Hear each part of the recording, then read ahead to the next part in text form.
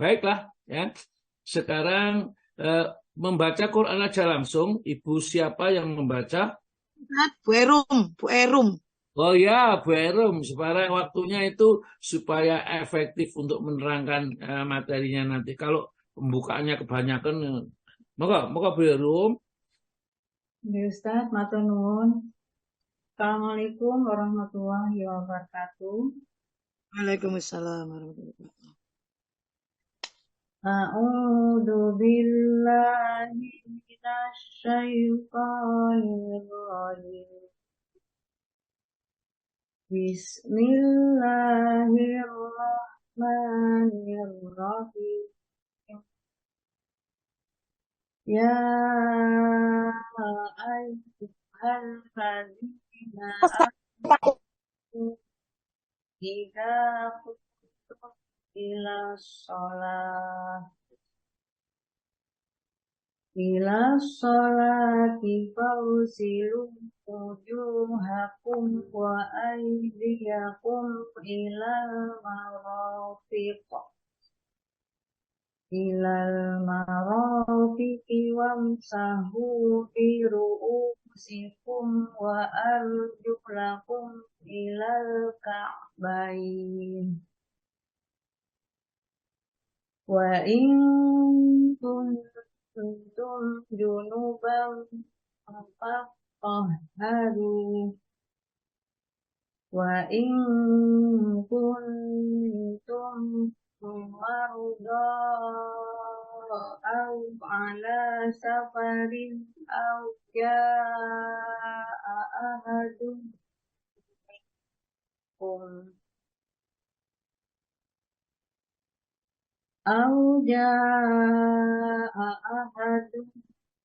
minkum minal ghaibi aw lamastumun nisaa falam tajidu ma'an fatayammamu sa'idan thayyibah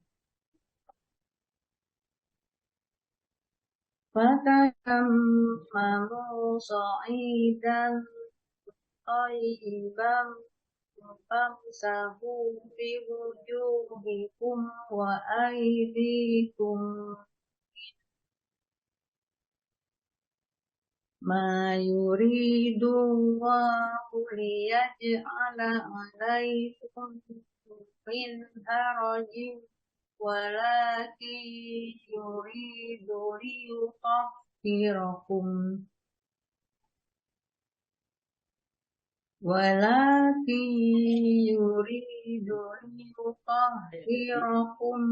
liyutimma ni'matahu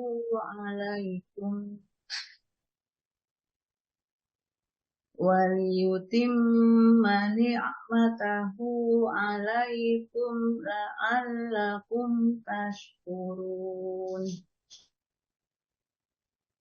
Wadhkuru ni'matallahi 'alaikum wa mitsaqahu alladzi wasaqakum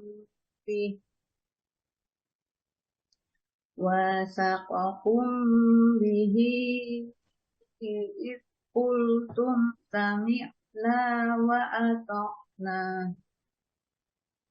wattaqullah innallaha alimun bidatis sudur. Iya, Masya Allah, luar biasa sekali. Ya, moga terjemahnya alon-alon. Terjemah surat kelima, surat Al-Ma'idah ayat 6 dan ayat 7. Aku berlindung kepada Allah dari godaan setan yang terkutuk. Dengan nama Allah yang Maha Pengasih, Maha Penyayang.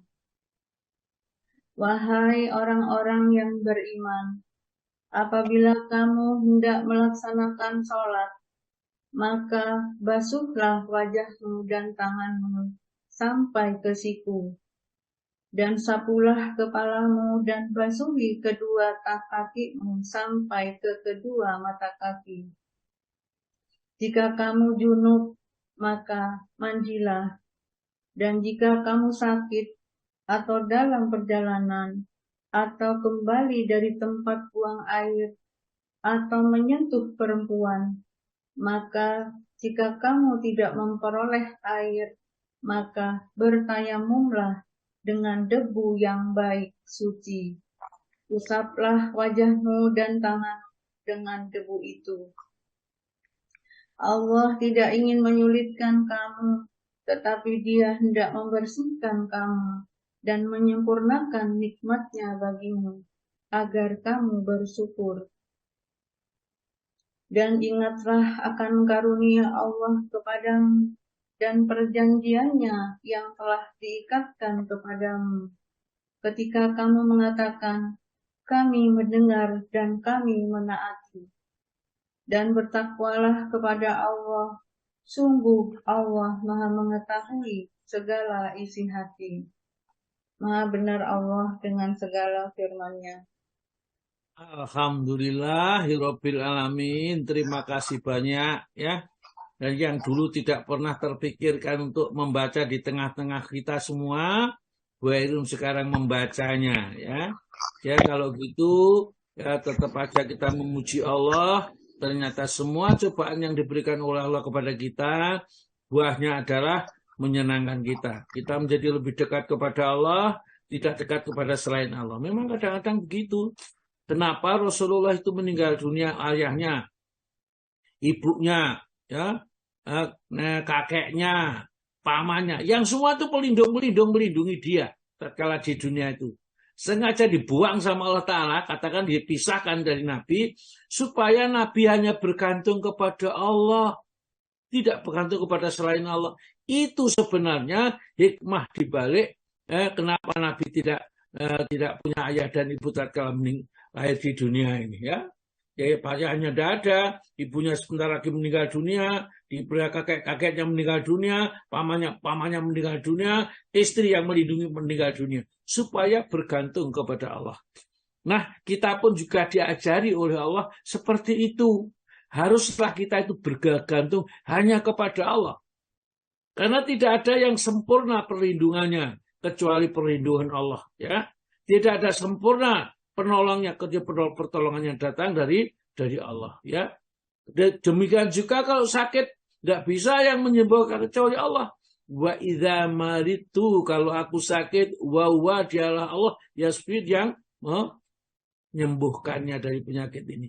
Dan ini harus diyakini ke dalam hati kita.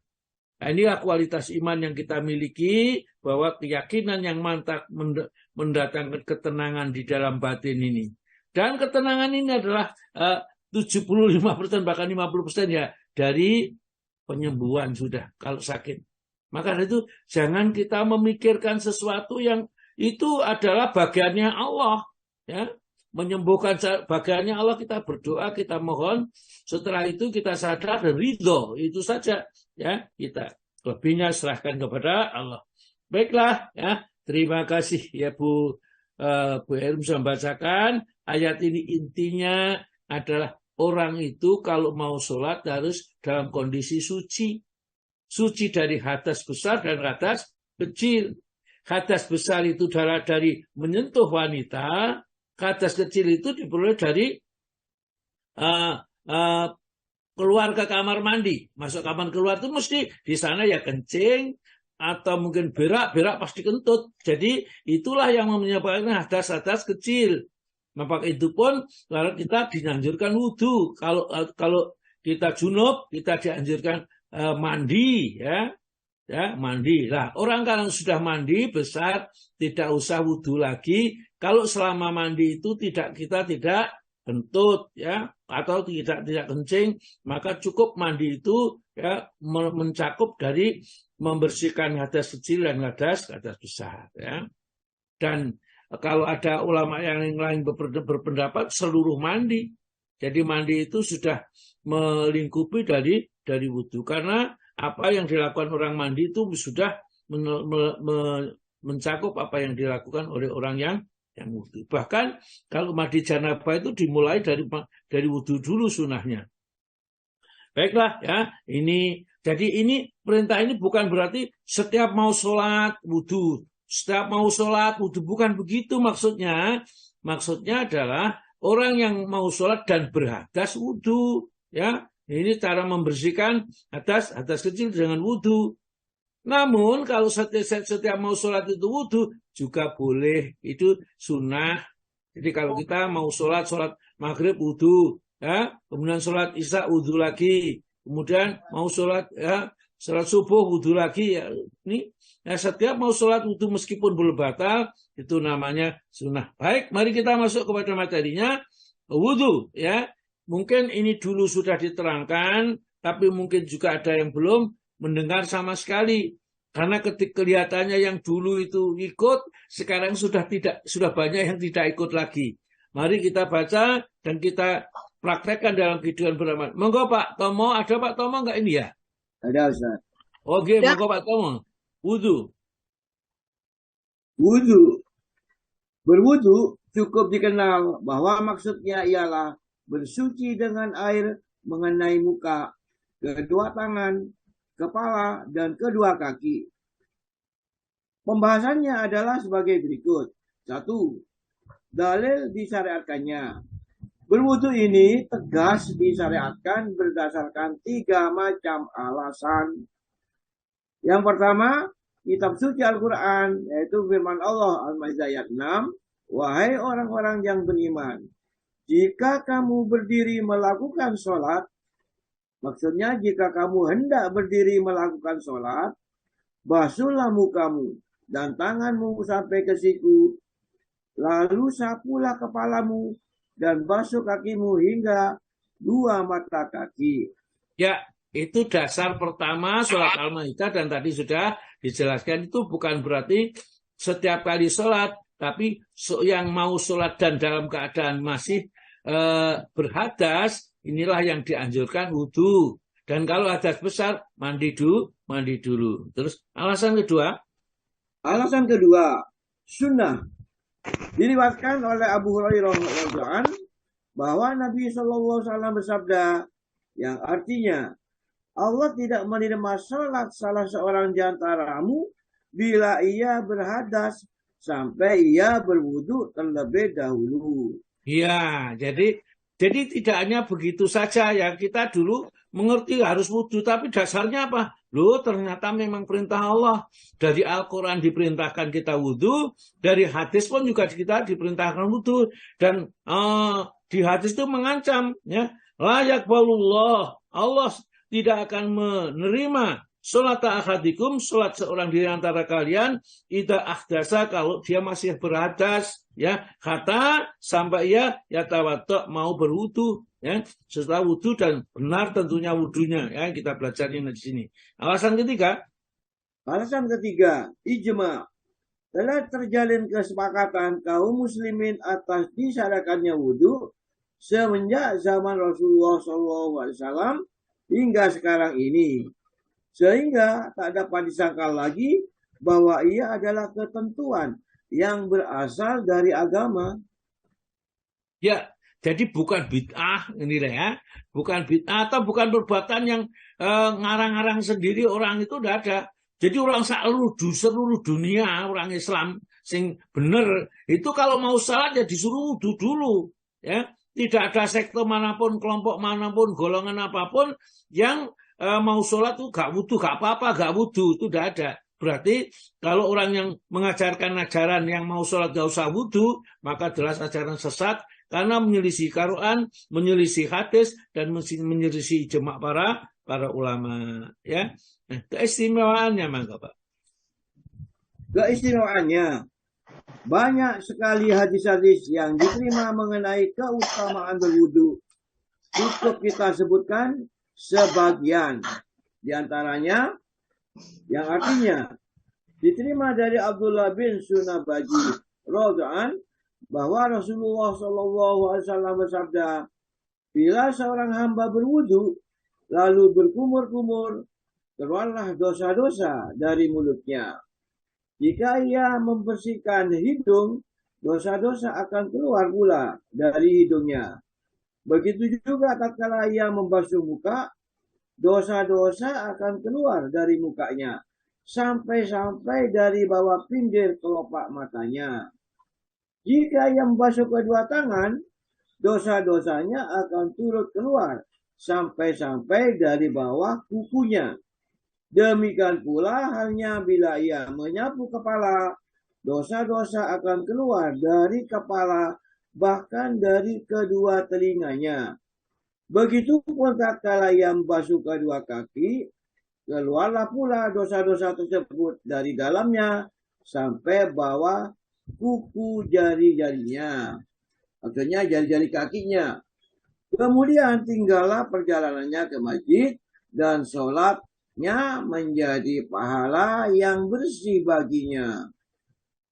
Hadis riwayat Hadis riwayat Imam Malik, An-Nasai, Ibnu Majah dan Al-Hakim. ya, inilah utamanya ya. An Abdillahi Sonabiji ya. Dari Abdullah As-Sonabaji ya. Ini di sana hadisnya itu radhiyallahu anhu anna Rasulullah sallallahu alaihi wasallam qala, sesungguhnya Rasulullah sallallahu alaihi wasallam bersabda, idza tawadu al-abdu, apabila seorang hamba itu berwudu, famat madha, kemudian berkumur-kumur ya. Ini sunnah kumur-kumur ini ya. Karena di dalam surat Al-Maidah itu tidak ada kumur-kumur ya. Kharajatil khotoya, maka keluarlah kesalahan-kesalahannya, dosa-dosanya min fihi, dari mulutnya. Jadi setelah berkumur, itu mulut tukang ngerasani, tukang caci, tukang gibah dan lain-lainnya, dosa yang dari keluar ya, keluar lagi. Faidas tangsar, apabila ia intisar itu memasukkan air ke dalam hidung kemudian dikeluarkan ya. Faidas tangsaro kharajat khotoya, keluarlah juga kotor dosa-dosanya min anfihi, dari hidungnya, dia keluar ya. Jadi faidza ghasala wajhahu, tatkala ia membasuh wajahnya ya, kharajatil khotoya, maka keluarlah dosa-dosanya ya, min wajhi, dari wajahnya. Jadi begitu membasuh wajahnya, wajah itu untuk melihat siapa, untuk apa saja, maka keluarlah dibasuh wudunya. Oleh karena itulah besok di hari akhirat itu orang yang berwudu akan dikenali oleh Nabi dengan wajahnya yang cemerlang bekas basuhan air wudu. Hatta yakhruju min tahti asfari ya, sampai ya dosa-dosa keluar itu dari pinggir kelopak matanya ya, dari wajah itu kelopak matanya keluar ya. Fa idza ghasala yadayhi ya, apabila ia membasuh tangannya, kharajatil khotoya, akan keluar juga dosa-dosanya min yadayhi, dari tangannya, hatta takhruja, sehingga keluar min tahtil atau firi itu kuku, sampai keluar dari bawah kukunya. Jadi pokoknya intinya di sini di hadis itu menjelaskan bahwa wudu itu membersihkan dosa-dosa yang sebelumnya, sehingga pada saat dia pergi ke masjid, kemudian ini murni bersih ya, sholatnya itu tidak dikurangi, dipotong dari dosa-dosa yang dilakukan, karena dosanya sudah dibersihkan di kala wudu tadi. Jadi di kala wudu tadi membasuh ini dikeluarkan dosanya, membasuh ini semuanya semua keluar dosanya, maka tatkala masuk masjid sholat 2 rakaat tahiyatul masjid ini, maka itu murni pula pahalanya untuk diri. Maka dianjurkan supaya kalau kita itu pergi ke masjid itu sholat wudu dari rumah, jangan wudu di masjid ya, wudunya datang dari rumah, karena setiap langkah nanti akan dihapus dosanya, langkah berikutnya diangkat derajatnya dari hadis-hadis yang lain. Ini hadis yang nomor 2 ya, keistimewaan nomor 2. Ini hadis nomor B, Pak. Nomor 2. B, monggo. Hadis yang nomor B yang artinya, dan dari Anas radhiyallahu anhu bahwa Rasulullah SAW bersabda, dengan perangai yang baik yang terdapat pada seorang laki-laki, maka Allah menyempurnakan segala amalnya. Dan dengan sucinya untuk mengerjakan sholat, maka Allah menghapus dosa-dosanya. Sehingga bulatlah sholat itu menjadi pahala baginya. Hadis riwayat Abu Ya'la, Basar, At-Tabrani, dan Sa'ud. Ya, nah, ini wudu ini ternyata ya kata Nabi kita wa an Anasin, dari Anas. Anas itu adalah pembantunya Nabi, itu anaknya seseorang yang pada saat Rasulullah hijrah dari Mekah ke Madinah itu disedekahkan atau diinfakkan supaya melayani Nabi, ya, tanpa digaji, tanpa dapat, pokoknya suruh mengikuti Nabi terus, ya.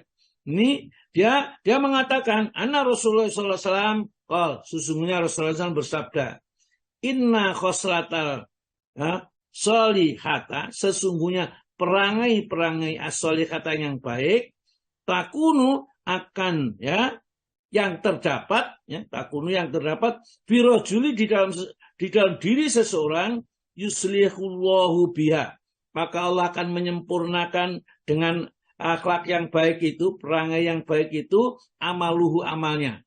Jadi kalau orang itu akhlaknya baik, budi pekertinya luhur, ya, maka dia amal-amal pun diperbaiki oleh Allah Ta'ala. Dia beramal juga beramal baik, ya. Ya tidak mungkin berjudi atau mungkin minum-minum atau bergabung dengan orang-orang yang buruk, tidak mungkin, ya. Jadi yuslihullahu biha amalu kullahu, semua amalnya diperbaiki oleh Allah Ta'ala. Wa tahrur rajuli li sholati, dan bersucinya seseorang itu untuk sholat, yang mau pergi ke masjid itu, yukafirullahu biduhurihi, maka Allah akan menghapuskan dengan berwudunya tersebut, bersucinya ini, dunubahu, ya, dosa-dosanya.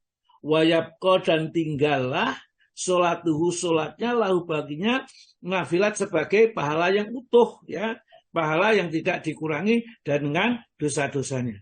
Jadi hadis ini ada yang kita bisa petik, hendaklah kita mempunyai perangi atau budi pekerti yang baik, supaya Allah akan memperbaiki juga amal kita, ya.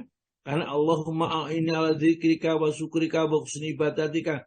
Jadi kalau amal kita tambah baik, ini berarti menunjukkan juga akhlak kita yang sudah diperbaiki oleh Allah Ta'ala. Hadis yang C, monggo Pak.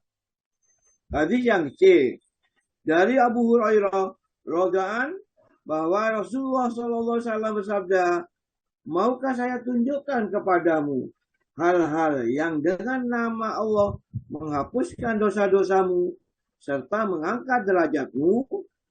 Mau ya Rasulullah, ujar mereka. Menyempurnakan wudhu menghadapi segala kesusahan, dan sering melangkah mengunjungi masjid, serta menunggu sholat demi sholat. Dan itulah dia perjuangan. Perjuangan, sekali lagi, perjuangan. Hadis riwayat Imam Malik, Muslim, Tirmidzi, dan An-Nasa'i. Jadi aribat itu namanya perjuangan yang sangat dianjurkan, seperti disebutkan di dalam surat Al-Imran, ya, ayat yang 200 terakhir itu, ya. Aribat itu berjaga-jaga di perbatasan musuhnya dengan orang kafir, dan pahalanya besar ini. Jadi Rasulullah bersabda, ya, maukah kamu saya tunjukkan padamu hal-hal yang di mana Allah akan menghapuskan dosa-dosamu. Allah adulukum, apakah kamu mau saya tunjukkan Allah atas mayam hakullahu, yang Allah Ta'ala akan menghapuskan bihi, dengan amalan-amal itu, al-khotoya, ya, kesalahan-kesalahan. Ya, yang pertama, ya, wayarfa'u, dan mengangkat derajatnya bihi, dengannya ada derajat itu derajatnya. Kala para sahabat menjawab, bala ya Rasulullah, mau ya Rasulullah. Kala maka Nabi bersabda, yang pertama, isbagul wudu'i, ya, hendaklah kau sempurnakan wudumu alal makarih, di saat waktu-waktu yang sangat susah, sulit, dalam keadaan sakit, keadaan dingin yang sangat dingin, itu tetap saja wudunya disempurnakan. Ya, yang pertama, orang yang seperti itu, kata-kata Nabi kita tadi, akan dihapuskan kesalahan-kesalahannya, akan diangkat derajatnya di sisi Allah Ta'ala. Yang kedua, wa kasratul khata, ya, wa kasratul hadha, ya, dan memperbanyak langkah ilal masajid, ke masjid-masjid, maksudnya banyak mengerjakan sholat jamaah di masjid, ya. Yang kedua, watindoro, ya, watindoro, dan menunggu as-sholati sholat ba'da sholat, setelah sholat. Jadi tidak pulang nanti setelah kita sholat maghrib gitu, kalau di masjid jangan pulang. Untuk apa pulang? Tetap di masjid menunggu sholat isya di sana. Karena orang yang menunggu sholat itu diberi pahala sholat selama ia tidak berhadas. Jadi jangan diremehkan ini. Ya, amalan yang mudah mendapat pahala menunggu sholat setelah sholat.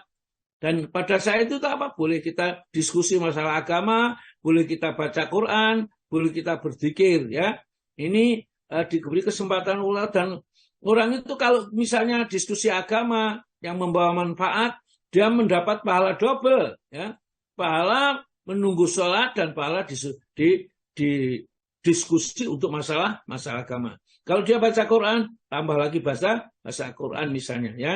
Ini bagi mereka yang mau, ya, untuk mendapatkan tambahan pahala dan diangkat derajatnya yang tinggi di sisi Allah. Hadis ini diriwayatkan oleh Imam Muslim, Imam Tirmidzi, dan Imam Nasai. Jadi hadisnya sahih, ya.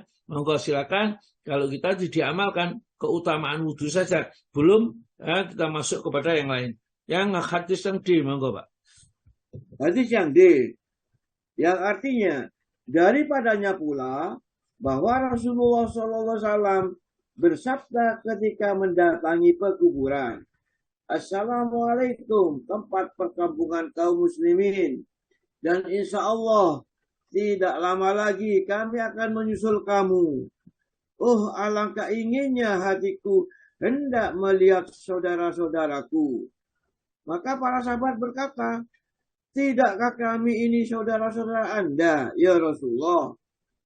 Tuan-tuan adalah sahabat-sahabat, dan saudara-saudaraku ialah yang belum lagi muncul. Betapa caranya Anda dapat mengetahui keadaan umat Anda yang belum muncul itu, ya Rasulullah? Tanya mereka pula.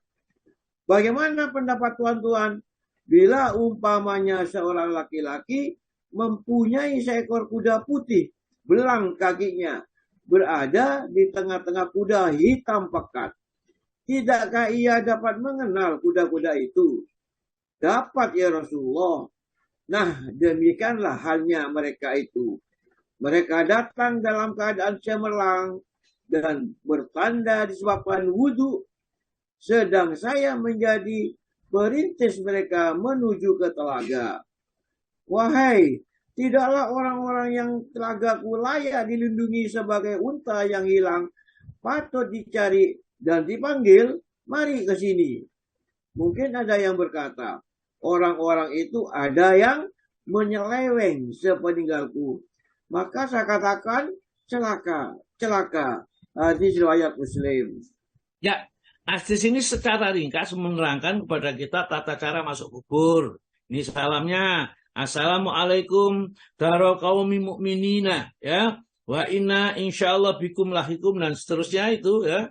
Itu caranya. Kemudian menceritakan yang kedua adalah tentang keutamaan wudhu. Ternyata besok di akhirat ini ditunggu oleh Rasulullah, umat-umat yang setelah Rasulullah itu meninggal nanti akan ditemui.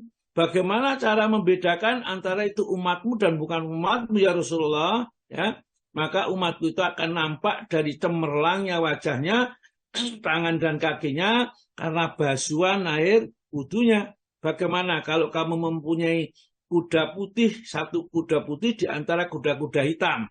Ya, apa kamu bisa mengenali? Ya jelas gampang mengenalinya. Yang putih itu adalah kuda kita sendiri, itu gampangnya seperti itu. Oleh karena itulah dianjurkan ya Nabi nanti menunggu di telaga, namanya Telaga Kausar. Mereka dipanggil-panggil semua untuk datang ya bersama-sama kepada Nabi untuk minum di Telaga Kausar itu.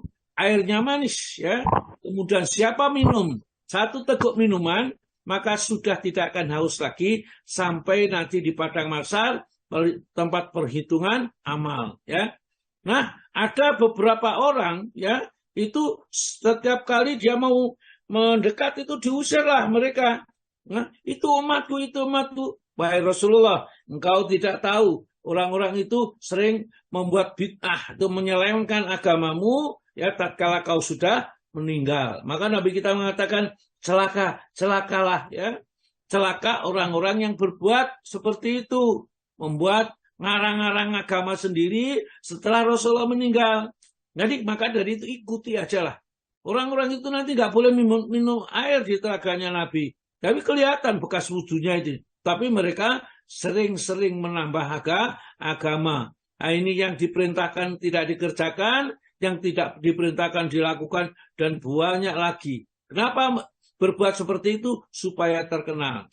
Kalau dia bisa membuat ajaran sendiri yang diikuti orang banyak, seakan dia menjadi pencetus itu. Ya, torikoh ini yang menyimpang dari Al-Quran dan As-Sunnah. Ya. Pokoknya kalau kita sudah sesuatu ajaran yang menyimpang dari Al-Quran Sunnah, kita tinggalkan sudah. Kita tidak cawe-cawe ke sana. Tidak ikut-ikut yang keluar dari ajaran Al-Quran dan As-Sunnah. Kita lanjut kepada fardu-fardunya. Moga Pak. Fardu-fardunya.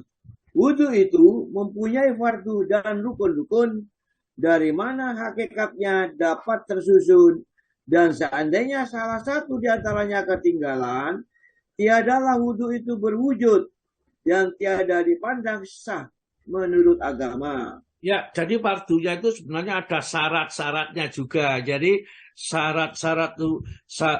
syaratnya ya supaya kita nanti sah wudhunya itu, misalnya niat di sini nanti disebut fardu. Padahal niat itu syaratnya. Jadi sebelum wudhu sudah kita harus niat. Yang kedua Islam, yang kita sempurna akalnya. Jadi kalau orang yang gila wudhu ya tidak sah ya. Jadi inilah syaratnya. Syarat yang harus dipenuhi orang yang wudhu. Yang wudhu pertama niat wudhu, niat di dalam hati, kemudian Islam, yang kemudian yang ketiga adalah ya, sempurna akalnya atau berakal, bukan orang gila. Monggo Pak. Perinciannya adalah sebagai berikut, monggo Pak. Perinciannya adalah sebagai berikut. Fardu pertama, niat. Maksudnya ialah kemauan yang tertuju terhadap perbuatan demi mengharap keridhaan Allah dan mematuhi peraturannya. Dan ia merupakan perbuatan hati semata yang tidak ada sangkut pautnya dengan lisan, dan mengucapkannya tidaklah disyariatkan. Alasannya diwajibkan ialah hadis dari Umar yang artinya bahwa Rasulullah SAW telah bersabda, semua perbuatan itu adalah dengan niat. Maksudnya bahwasanya perbuatan itu hanyalah dengan niat. Maka setiap amal tanpa niat tidaklah sah menurut agama. Ya, Dan setiap manusia mendapat sekedar apa yang diniatkannya. Iya ya, bagus ya sekali ya. Jadi kita dianggap di sini niat di dalam kitab fikih disebutkan rukun ya, atau fardu ya. Padahal niat itu di dalam banyak kitab fikih yang saya baca ini adalah namanya syarat. Jadi sebelum kita melakukan wudhu itu dalam hati kita sudah niat, bukan di saat wudhu ya. Kalau di saat wudhu niat itu termasuk berarti rukun. Jadi harus bareng sama pekerjaannya ini. Tapi kebanyakan ulama mengatakan syarat ya sebelum wudhu niat. Dan niat itu tempatnya di dalam hati, tidak ada kaitannya dengan lidah, dengan mulut mengucapkan nawaitu wudu ali rafa'il hadasil, itu tidak ada ya. Dan mengucapkan seperti itu sebagian ulama mengatakan bahwa di dalam kitab yang saya baca itu termasuk perbuatan bid'ah ya. karena tidak diajarkan dan tidak dilakukan baik sahabat Nabi maupun para tabiin, para sahabat, dan lain sebagainya tidak. Maka dari itu kita cukup niat di dalam hati saja, karena Nabi mengatakan innamal a'malu binniyat, sesungguhnya amal itu sah ya kalau disertai niat. Wa innamal likulli imri'in ma nawa, dan segala sesuatu itu akan diberi pahala oleh Allah sesuai dengan niatnya. Kalau niat baik sebelum dikerjakan sudah diberi pahala. Kalau niatnya jahat sebelum mengerjakan tidak diberi dosa. Ini bedanya. Fardu yang kedua, monggo Pak. Fardu yang kedua, membasuh muka 1 kali artinya mengalirkan air ke atasnya. Karena arti membasuh itu ialah mengalirkan. Batas muka itu panjangnya ialah dari puncak kening sampai dagu. Sedang lebarnya dari pinggir telinga sampai ke pinggir telinga yang satu lagi. Nah, ini namanya fardu. Jadi di saat itu harus dilakukan saat mengerjakan wudhu, membasuh muka. Ini jadi perbuatan wudhu itu membasuh muka sudah. Tapi kalau niat tadi sebelum wudhu niat, ya. Jadi dikala wudhu membasuh muka, ya, membasuh muka, ya, mengalirkan air, ya kita sudah tahu membasuh muka orang wudhu seperti apa. Batasnya adalah dari atas ini, ya, tumbuhnya rambut di kening ini sampai ujung dagu. Kemudian kiri kanan ada dari pentilnya ini ke telinga ini ada yang muncul sedikit ini terbasuh semua, ya, terbasuh semua sana. Ya tidak ada yang masih kering, ya, terbasuh seluruhnya. Maka terus fardu ketiga. Fardu ketiga, membasuh kedua tangan sampai kedua siku. Siku itu ialah engsel yang menghubungkan tangan dengan lengan. Dan kedua siku itu termasuk yang wajib dibasuh. Karena selalu dilakukan oleh Nabi Shallallahu Alaihi Wasallam. Tidak ada diterima keterangan dari Nabi pernah meninggalkannya. Ya, di samping itu tadi sudah dalam surat Al-Maidah tadi sudah jelas wa aydiyakum, ya, dengan tangan kalian itu dibasuh, dan Nabi pun mencontoh membasuh sampai sikut gitu ya, sampai sikut itu harus dibasuh. Ya, saya pernah melihat orang itu mungkin dalam perjalanan ya wudhunya karena bajunya itu agak sesek gitu ya, ya di lengan itu di lengan itu sesek, maka tidak sampai ke siku. Ini tidak sah wudhunya, ya tidak sah wudhunya. Kalau itu bagaimana, ya lepas mestinya bajunya. Kemudian berwudhu dengan membasuh tangan itu sampai siku. Kalau nggak sampai siku tidak sah, karena termasuk fardu atau rukunnya. Yang keempat, monggo Pak. Fardu yang keempat, menyapu kepala. Menyapu maksudnya ialah melelapkan sesuatu yang basah. Dan ini tidak akan terwujud kecuali adanya gerakan dari anggota yang menyapu dalam keadaan lekat dengan yang disapu. Maka meletakkan tangan atau jari ke atas kepala atau lainnya tidak dapat dikatakan menyapu. Kemudian firman Allah SWT, dan hendaklah kamu sapu kepalamu. Pada lahirnya tiadalah berarti wajibnya menyapu keseluruhan kepala. Sebaliknya, makna yang dapat dipahami ialah bahwa menyapu sebagian kepala sudah cukup untuk mentaati perintah. Dan yang diterima dari Rasulullah SAW mengenai hal ini ada 3 cara. Ya, sebentar ya. Menyapu itu adalah mengusap ini, sapu kepala, belakang sampai tengkuk, tarik ke depan, ya. Kemudian ujung telunjuk itu masukkan ke lubang telinga, diputar, ya. Nah, kemudian ibu jari menyentuh di belakangnya itu pakai sorry. Itu satu paket, ya. Nah, ini selesai. Jadi tidak ada, ya.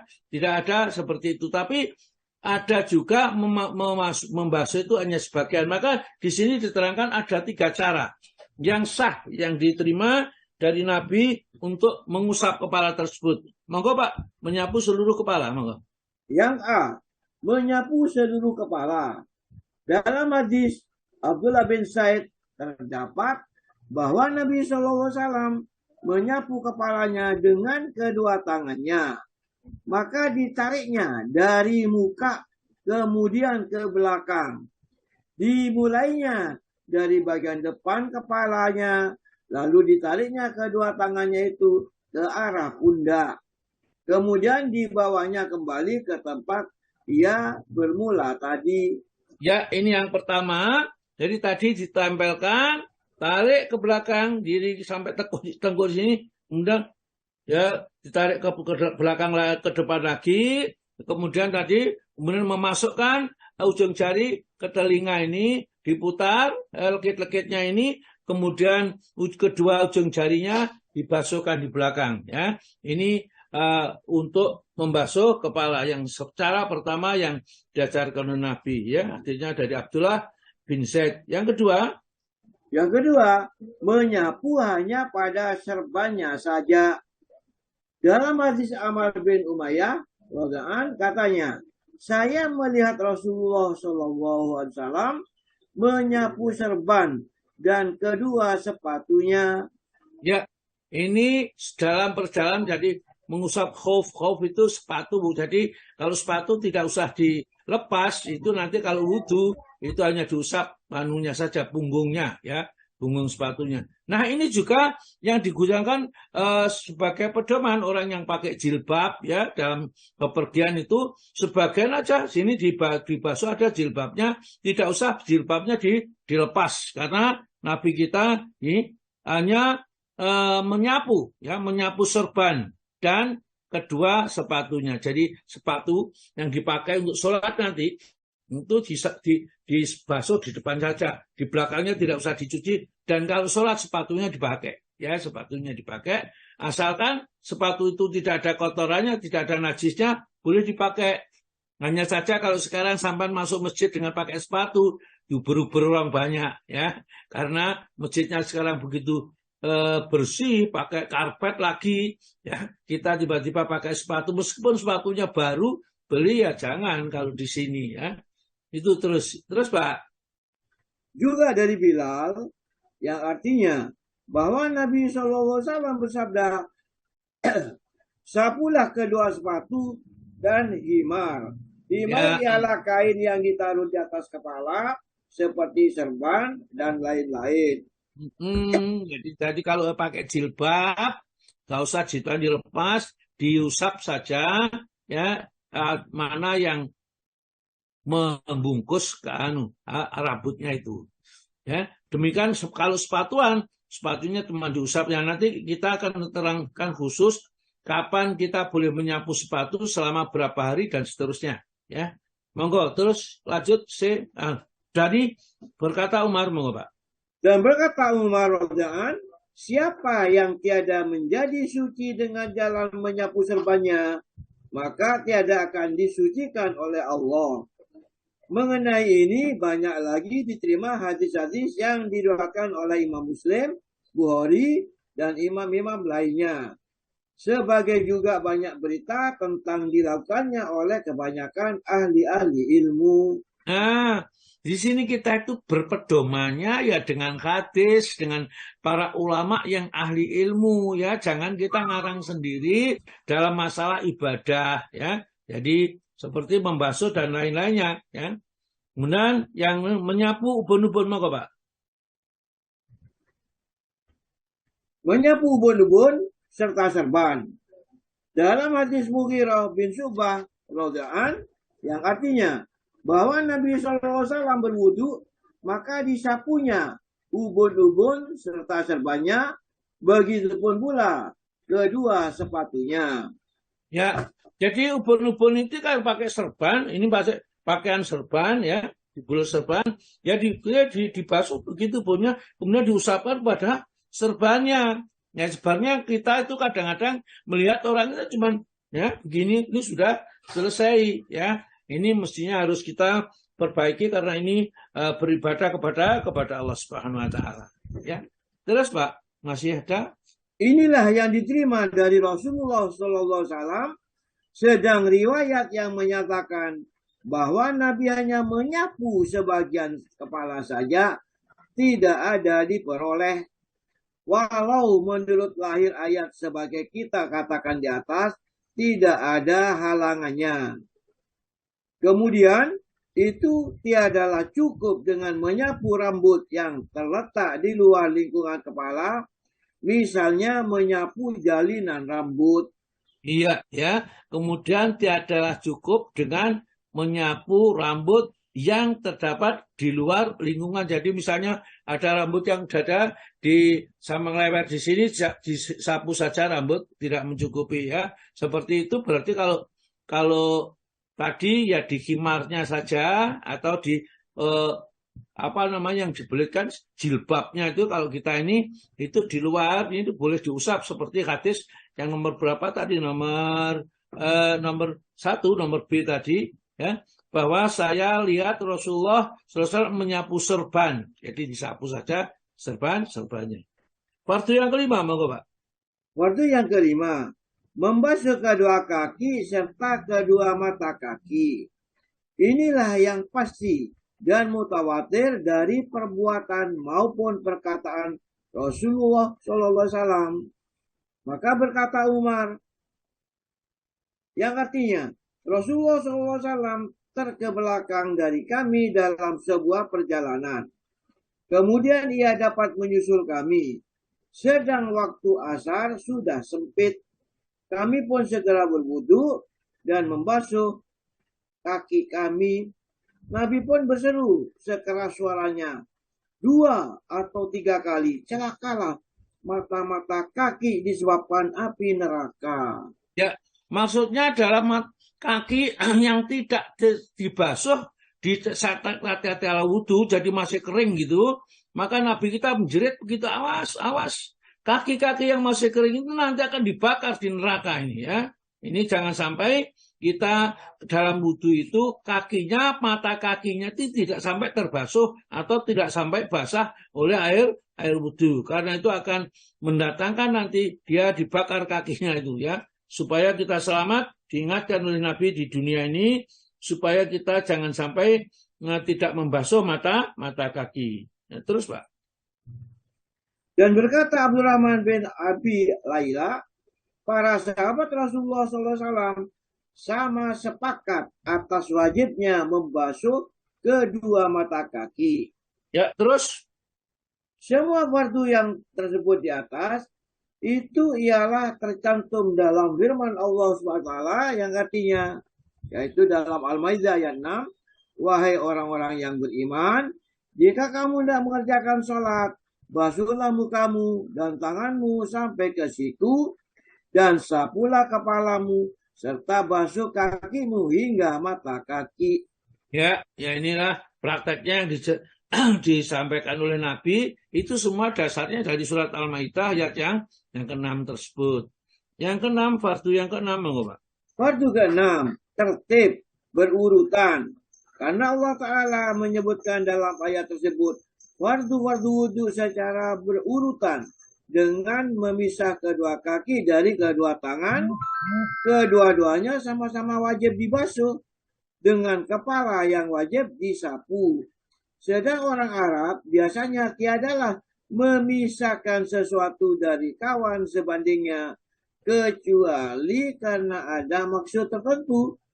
Dan kalau di sini ialah supaya berurutan dan ayat tadi tiadalah dikemukakan kecuali untuk menerangkan yang wajib. Ya, jadi tidak boleh kaki dulu, baru tangan, kemudian baru muka itu maksudnya ya. Jadi apa yang disebutkan di dalam surat Al-Maidah, ya ayyuhalladzina amanu idza qumtum ila shalah faghsilu wujuhakum, wajahnya didahulukan ya. Kemudian wa aydiyakum dan tangannya, kemudian ilal marqa sampai siku itu yang harus dan harus urut sesuai dengan apa yang difirmankan oleh Allah dalam ini. Tidak boleh kita mengerjakan dengan cara kita sendiri, yang penting dibasuh itu tidak. Karena urutan di dalam Al-Quran itu menunjukkan begitulah cara kita mengerjakan perintah Allah. Terus Pak. Begitupun karena umumnya sabda Nabi SAW dalam sebuah hadis yang sahih, mulailah dengan apa yang dimulai oleh Allah. Ya, jadi ya, ibda'u bima bada'allahu bihi. Mulailah dengan apa yang dimulai oleh Allah. Jadi ayatnya begitu ya kita mulai seperti itu. Terus Pak di samping itu, sunnah amaliyah telah berlangsung dengan dukun-dukun yang berututan seperti ini dan tidak pernah diterima berita Rasulullah bahwa ia berwudu tanpa berurut. Dan wudu merupakan suatu ibadah, sedangkan prinsip utama dari ibadah itu adalah ittiba, artinya mengikuti. Maka tidaklah boleh menyalahi sunnah yang sah mengenai tata wudu Nabi SAW, terutama tata cara yang tetap, tidak berubah-ubah. Ya, seluruh dunia ya begitu, ya. Dan bahkan orang-orang yang mungkin Syiah atau orang yang Ahmadiyah atau yang lain seperti ya wudunya ya seperti itu mestinya. Kalau wudunya selain itu jelas ya. Kalau adanya aja kadang-kadang berbeda-beda ya. Itu masih mungkin wudunya sudah, sholatnya juga menghadap kiblat sama. Baiklah, saya kira sampai di sini dulu. Kita lanjutkan berikutnya adalah sunnah-sunnah wudu ya. Nanti pada pertemuan berikutnya.